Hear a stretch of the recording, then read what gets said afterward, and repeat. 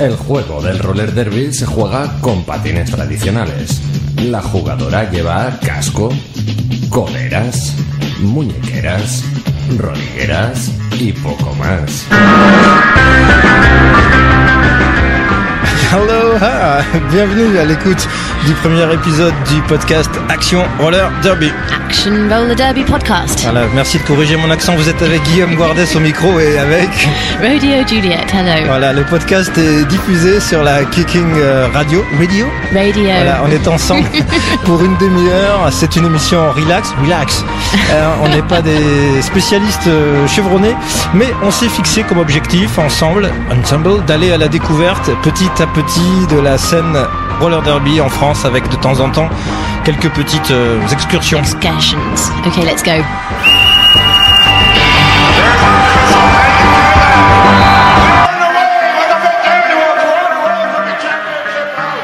Et ce premier numéro va être assez live. On va attaquer dans le vif du sujet avec Nicolas Braveheart, rencontré à Toulouse à la French Connection. Alors pour que vous puissiez comprendre de quoi il s'agissait, la French Connection, je vous remets le petit spot radio là qui avait tourné sur la Kicking Radio, un spot enregistré par Monsieur Q. Kicking Radio présente la 3e édition de la French Connection de Roller Derby les samedis 29 et dimanche 30 juin à Toulouse. Durant tout le week-end, venez assister au match de roller derby opposant les meilleures équipes féminines et masculines européennes. Entre les matchs, vous pourrez profiter des DJ, concerts, barbecues, buvettes et stands de merch en extérieur sous le soleil toulousain avant de migrer vers l'after en ville.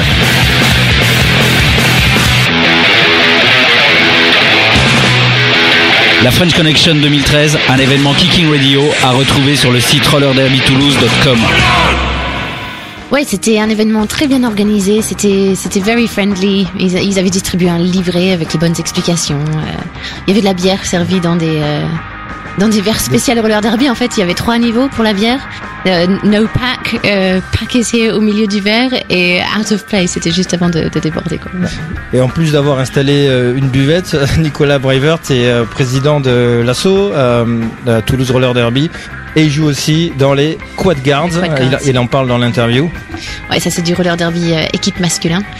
Male roller derby, it's like full of testosterone. Ouais, en tout cas, il va nous parler de ce qu'il fait à Toulouse avec la Ligue Toulouse Roller Derby, en commençant par un historique des French Connections, puisque c'est déjà une histoire qui dure, avec une première édition en 2011, deuxième édition 2012, et donc une fois de plus une 3e édition au début de l'été 2013 à Toulouse, où nous étions.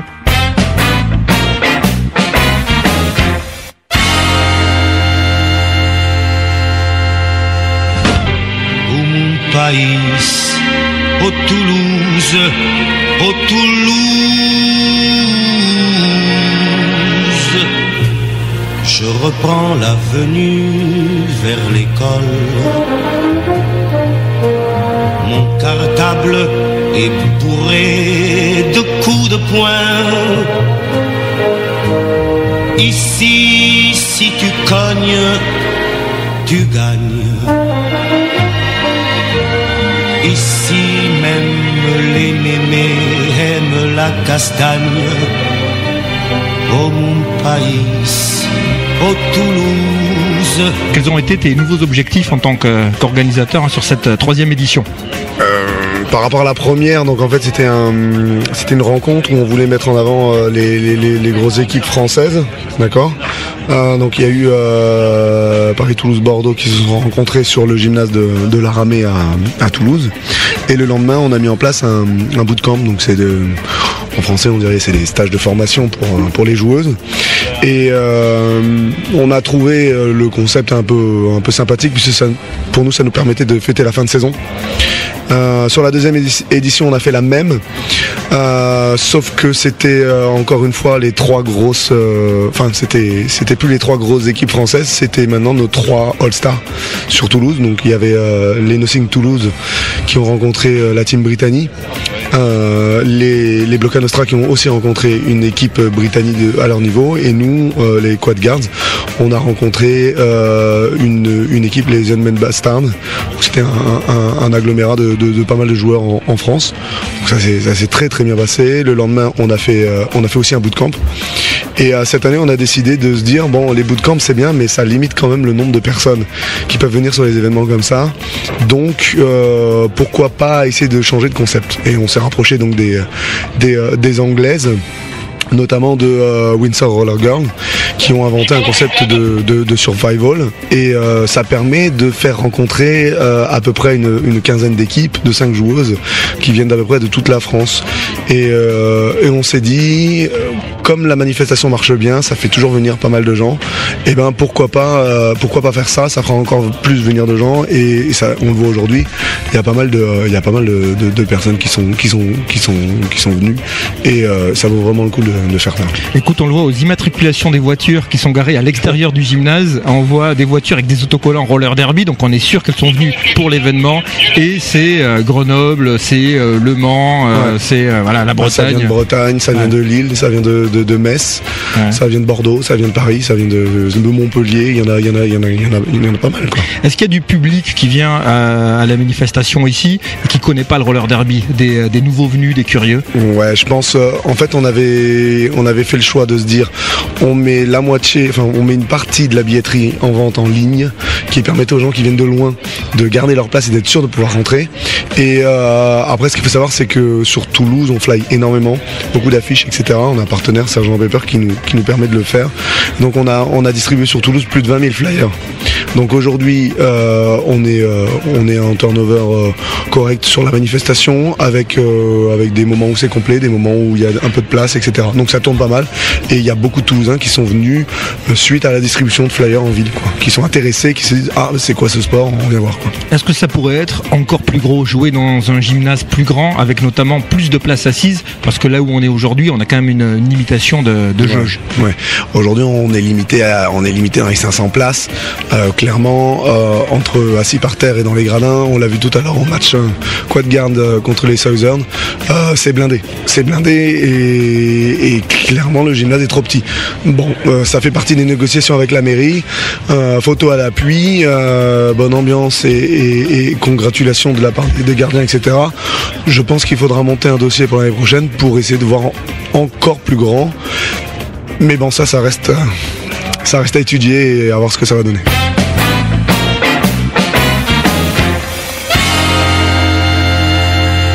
Alors on a vu un type de match très très spécial, très special, c'est le survival. Ouais, c'est la survie sur la piste. Ouais, c'est ça, c'est la survie. Il y avait 75 à vue de nez, à vue de d'œil, à vue de nez. À vue de nez, ouais, nose view. Nose view. Nose view, il y avait 75, c'est ça. 75 roller derby girls de toute la France entière. C'était non-stop roller derby action all day long. Amazing. Ouais, on retourne avec Nicolas Bravert et son talkie-walkie qui crépite. Il nous explique alors le principe du survival et en quoi c'est quelque chose de spécial.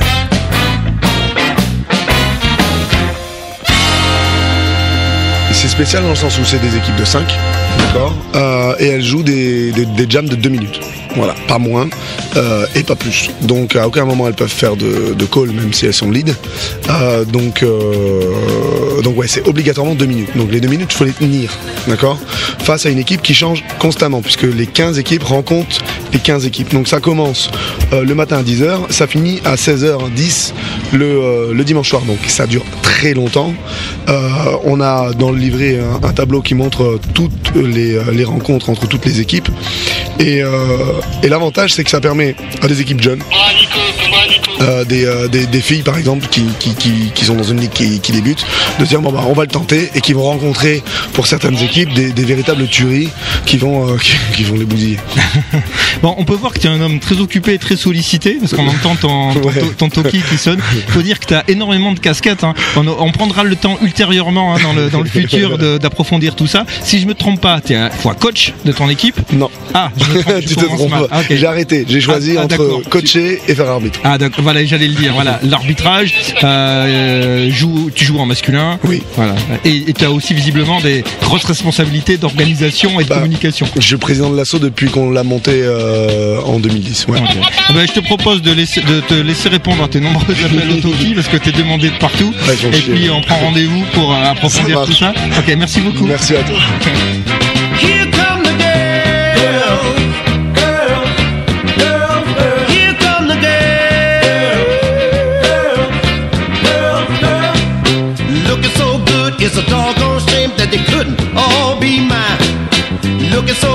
it's a doggone pity. Oh, looking so fine.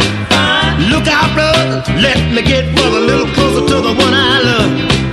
Anything better than the opposite sex, they must have kept it up above. Here come the girls, girls, girls, girls. Here come the girls. I can live without coffee, I can live without tea, and I'm living about the honeybee. Now the Philly steak, I can leave or take, but the girls are part of me. And I don't need no lemonade, but to live without girls, I can't live without girls, like a man with a hole in his head. Here come the girls. Here come the girls. Here come the girls. Girls, girls, girls. Here come the girls. Girls, girls, girls. Going out of my head. Do their thing. Make me feel so good inside. I got to jump up and sing. Ah! Na na na na na na na na na na na na na na na na na na na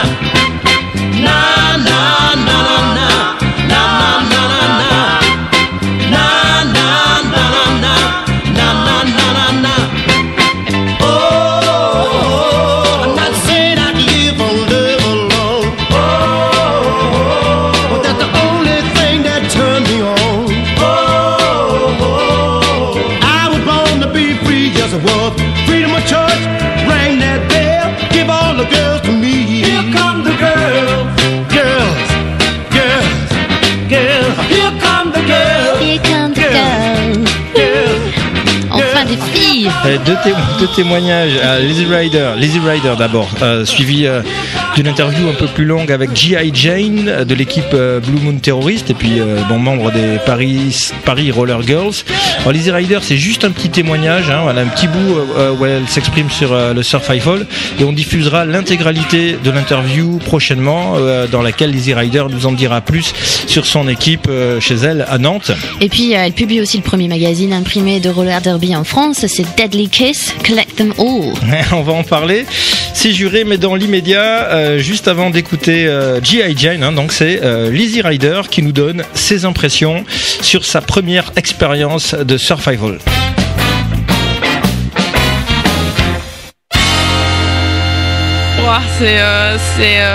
Putain, c'est fatigant. Mais c'est vraiment, c'est assez étonnant en fait. C'est la première fois que ça a lieu en France d'ailleurs.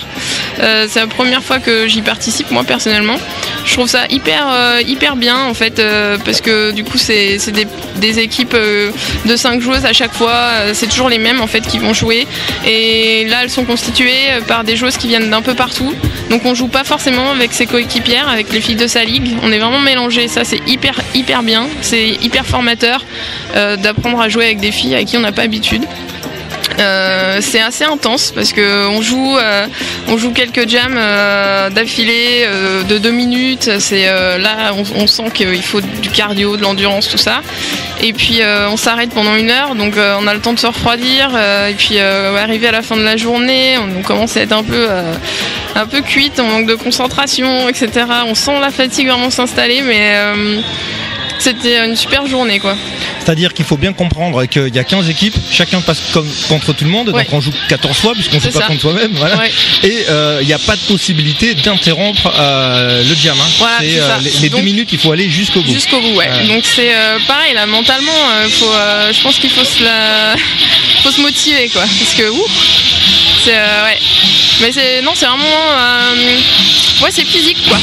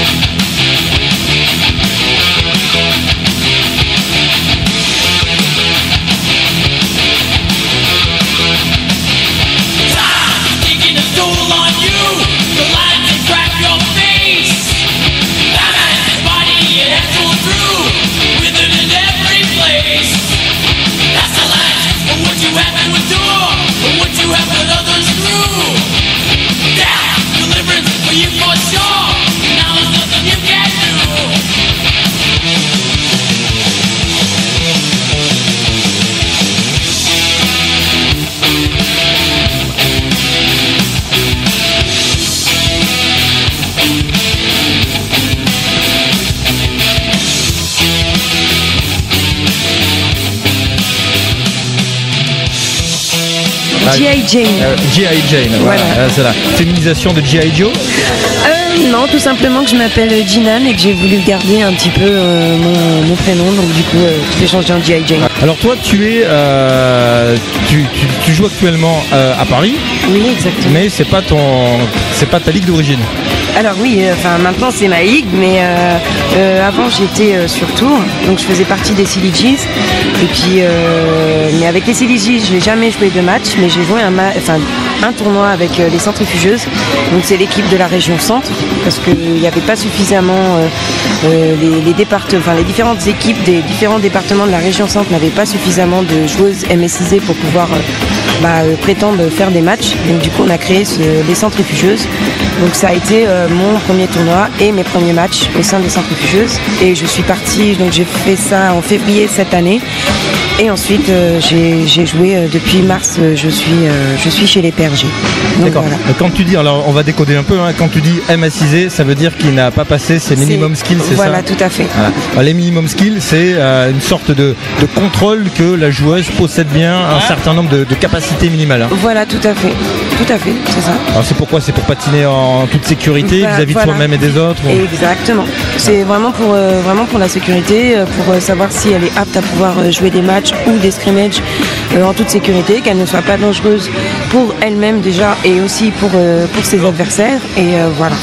Ok. Et toi, tu t'en souviens de ton passage des minimum skills? C'est un événement qui marque dans la... Ah bah oui. Oui. Moi, je les ai passés à Lorient. Donc voilà, en une journée, j'ai fait tout. Donc voilà, et je les ai eus, Dieu merci quand même. Et ça s'est bien passé. Ouais. Tu te souviens de quand remonte ta découverte du roller derby d'un point de vue personnel? Alors d'un point de vue personnel, moi je connaissais le roller derby depuis des années. Parce que je bougeais aux États-Unis depuis que j'étais jeune ado. Donc je connaissais ce sport, mais comme beaucoup de sports, malheureusement, je me disais à l'époque, de toute façon, le temps que ça arrive en France, faut attendre au moins 10 ou 15 ans. Donc voilà, et puis voilà, en fait, un jour, je pense que c'est peut-être, je sais même plus quoi, je me suis lancée là-dedans, je me suis dit, oh bah tiens, ça serait sympa de monter une équipe, et il y avait déjà une équipe à Tours, et du coup j'ai intégré les Silly. Donc voilà. Tu faisais du patin quand même avant de commencer le roller derby? Alors j'en faisais gamine, mais je vais pas dire que j'ai fait des compètes ou des choses comme ça, mais en fait ce qui m'a vraiment aidé dans le derby, c'est que j'ai fait 8 ans de danse professionnelle, donc du coup ça m'a aidé. T'avais déjà le goût de l'effort physique? Ah bah oui, non mais moi j'adore ça, hein. Une punition, des pompes, des abdos, mais je suis la plus contente quoi. On va juste causer rapido de ce qui s'est passé aujourd'hui, du survival, première fois que ça avait lieu en France. Oui.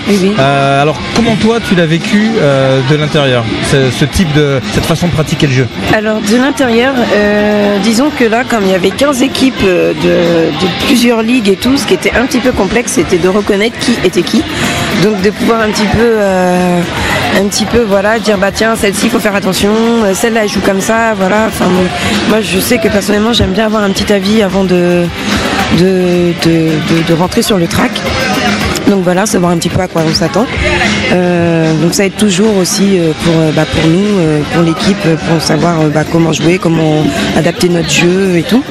J'ai joué avec Wonder Woman, Lauriane Guillemette, qui est de Belfort. J'ai également joué avec Dida Vandar qui est de Montpellier. Mansuela qui est de Nantes et il m'en manque une, Snot Super, forcément, qui est Super Snot du moins, qui est de Angoulême.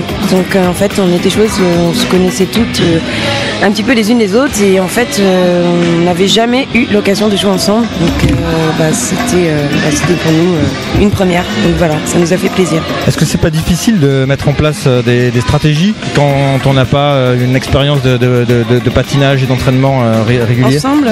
En fait c'est difficile et pas difficile parce qu'il y a des choses de base qui sont là et qui et que tout on connaît, donc voilà, on sait. Après ça va être plus ce qui aurait pu vraiment pêcher, ça aurait été la communication, mais comme il y avait vraiment une cohésion et on parlait de cet événement depuis des mois et des mois entre nous sur un lien privé sur Facebook, donc du coup on se connaissait un petit peu les unes les autres et voilà. Physiquement, pas trop difficile?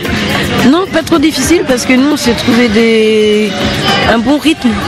Disons qu'on venait, on faisait notre jam, on repartait, quand on avait fini nos sessions, on repartait direct dans nos loges. On se posait 1 ou 2 minutes de silence, de calme, où vraiment se relaxer. Et ensuite, comme ça, on était bien calme et bien posé pour débriefer. Donc au débriefer, on disait ce qui avait marché, ce qui n'avait pas marché et qu'est-ce qu'on pourrait faire pour les prochains. Donc voilà. Merci beaucoup et on pourra suivre tes aventures en te suivant auprès de la Paris Roller Girl, les que dalle. Ok, les que dalle. Merci beaucoup. Merci beaucoup. Ouais.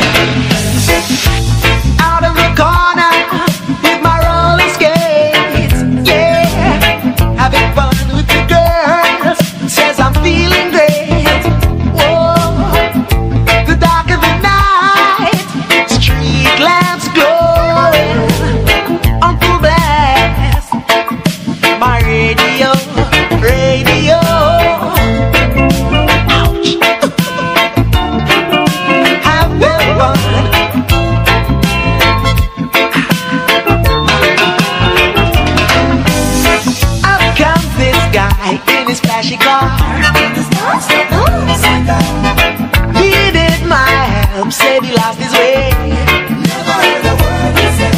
To find some street. Said he wanted instructions. So I turned down the music to point out directions. Guess what? I jumped on, messed up my yesterday, smashed and grabbed my radio. Calling all detectives, a criminal at large, smoking a big fat cigarette, a flashy car.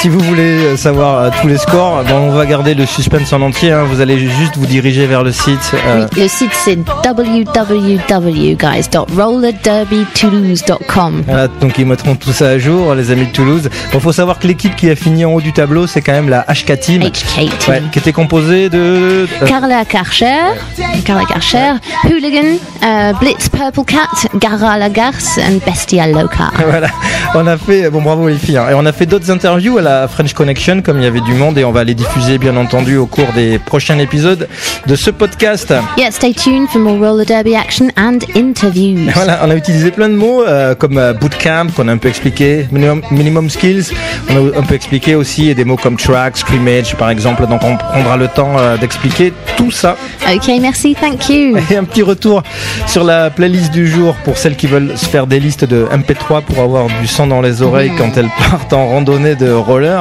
Alors on a écouté we had the Safaris, we had Claude Nougaro, Nougaro, ouais.